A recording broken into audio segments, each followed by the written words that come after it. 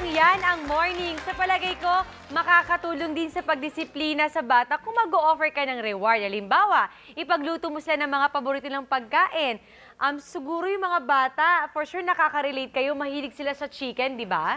Yes. So Mark and Paulo, madali lang itong lulutuin natin. Ang tawag ko dito, sticky chicken wings. Kaya sundan nyo ako. Antaray! Naku ha, ito paalala lang ha, Mark and Paulo, kailangan yung galingan kasi meron kaming kasabihan dito ha, na kapag kaya ni Marian, kaya nyo yan, okay? At para mas makayanan nyo, sasamahan tayo natin mga mamis dito, si Mami Joy Minjola and Mami Joy Gurtiza.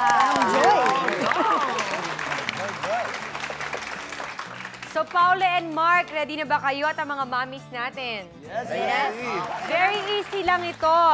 So, kailangan natin ng potato starch. Tapos, lagyan natin siya ng salt and pepper to taste.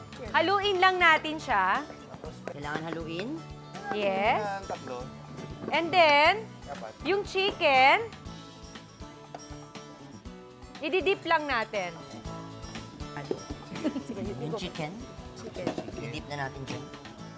So, mga mommies, nagluluto ba talaga kayo? Yes. Oo. Di ba, agree ba kayo na favorite ng mga bata ang chicken? Yes. Lahat ng chicken. Lalo na pag fried. Ikaw, Mark, nagluluto ka ba talaga? Hindi. Ay, Hindi. O, ito, very easy lang to. Magagawa mo to. Ikaw, Paolo, nagluluto ka ba talaga? nagluluto na ako ngayon. Dahil sa mga anak ko. Wow! So, ngayon nagluluto ka na. So, after nyan, ipa-fry na natin yung chicken.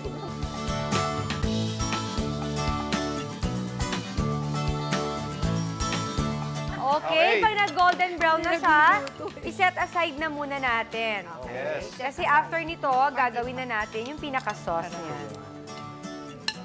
Set aside na muna natin. Next step natin, sa pan, maglalagay tayo ng oil. Which one? Kahit ano.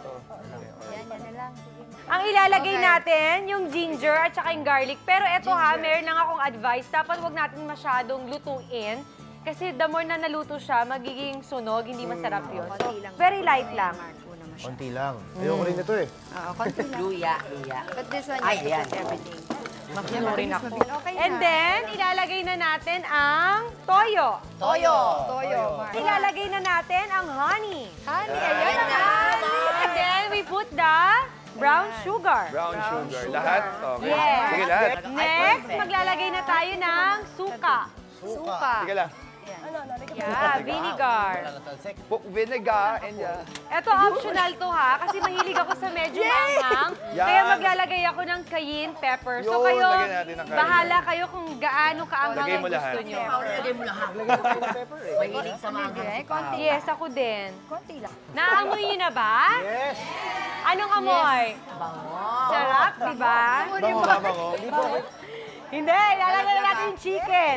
Yun! Ano una na kami? Ayan. Yes. Ayan. Para sa lasa. Yan, para ma-absorb na ng ating chicken. Sarap. Siguro mga after 5 minutes, syempre luto na siya, pwede na siya. So, pwede natin siya kainin.